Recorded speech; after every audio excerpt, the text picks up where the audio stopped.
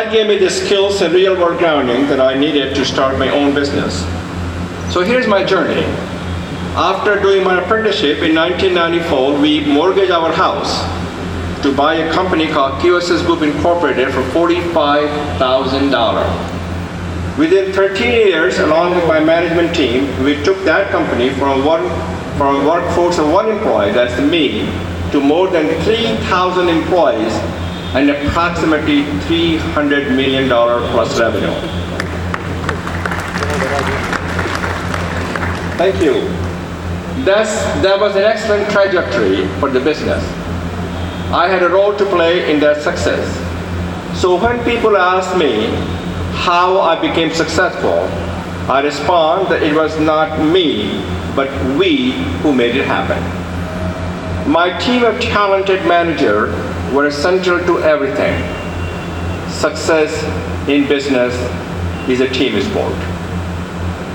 Before I close this section of my talk, I must talk about the passion and persistence. Those are the ingredients for staying the course. They were essential because my journey was not a straight line. It was not always easy. There were twists and turns. There were some dark and desperate days. And the final destination was not certain. There were some 24-hour days and many sleepless nights. For the first several years I was in business, I worked 7 days a week. What enabled me to prevail on the journey was a belief in myself and those around me and the opportunity presented by the American dream. So success taught me to move forward, as more importantly, failure taught me to never go backward. We celebrated success, but we treated failure as an opportunity for improvement. I say to each and every one of you, students, if you have the opportunity to be an entrepreneur, grab it.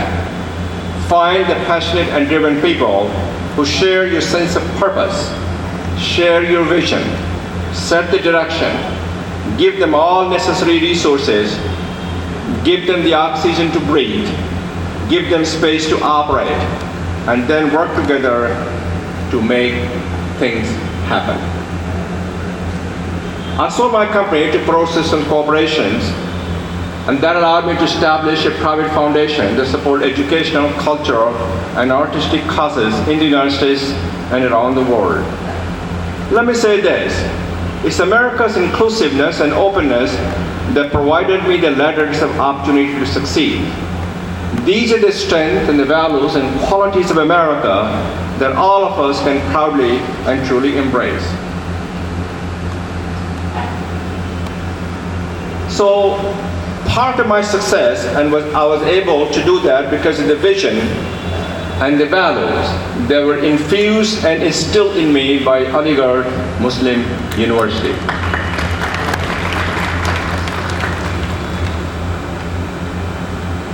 Aligarh shaped my story. Aligarh determined my destiny. In order to do the right things, the entrepreneur leader must have the proper skills and disposition, and that's what I want to talk about. On the skill side, this is what I could call hand and soft skill. In my opinion, the soft skill is the hardest stuff, and the hard skills are the easiest stuff. Well, I have to admit that when I was a student, for a variety of reasons, I excelled at the hard stuff.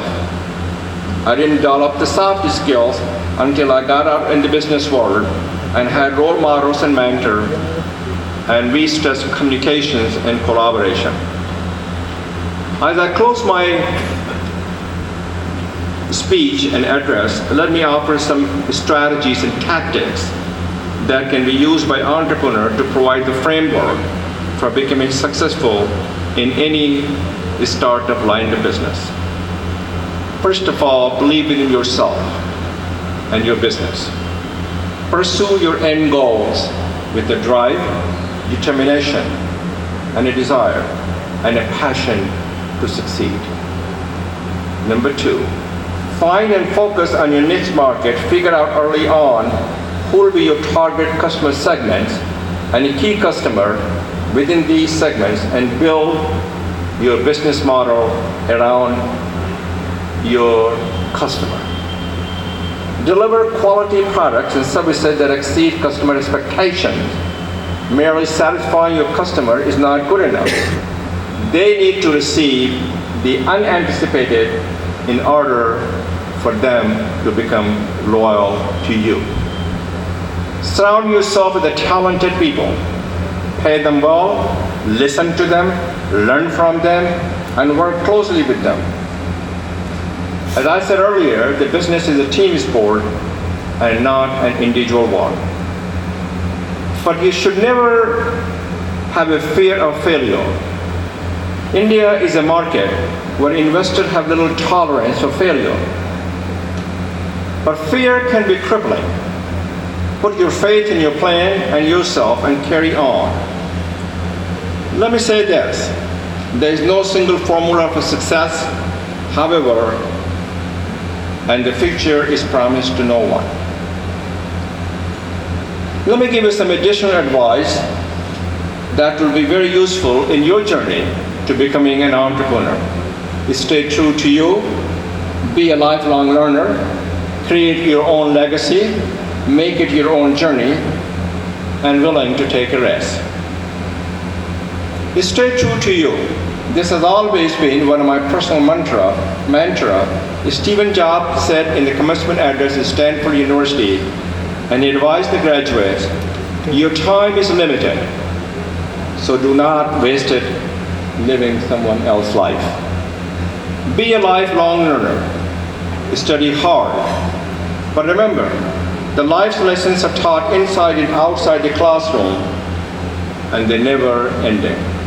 So commit to learning at least one new things every day, and use the new things you learn to continue to reinvent yourself. Create your own legacy. Realize that whether wittingly or unwittingly, we are writing the narrative for our lives in the way we conduct ourselves, both personally and professionally. Professor Clayton Christensen from Harvard put it this way: think about the metric by which your life will be judged and make a resolution to live every day so that in the end, your life will be judged a success. Make it your own journey. Even though I have shared information about my journey with you, you will succeed by making your own journey.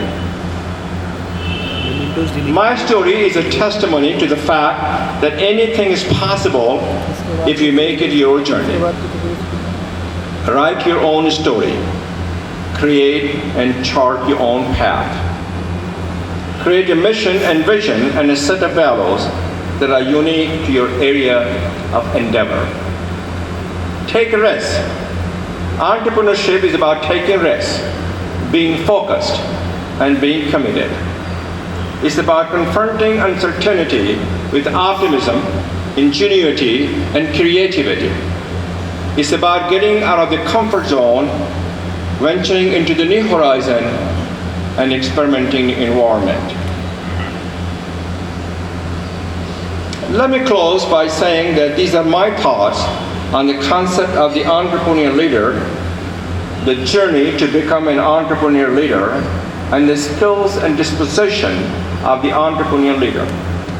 In closing, I want to make one request to all of you students. That is, no matter what path you follow as an entrepreneurial leader, do all that you can to make India and the world a better place to live. I make that request because if we do it, it will ensure that the prediction that I made when I laid the foundation of this management complex will come true. And the dedication I predicted, from this management complex will come the future leaders who will make India and the world a better place. I was confident in making that prediction back then. I'm even more confident in restating it today as we inaugurate this Innovations and Entrepreneurship Center.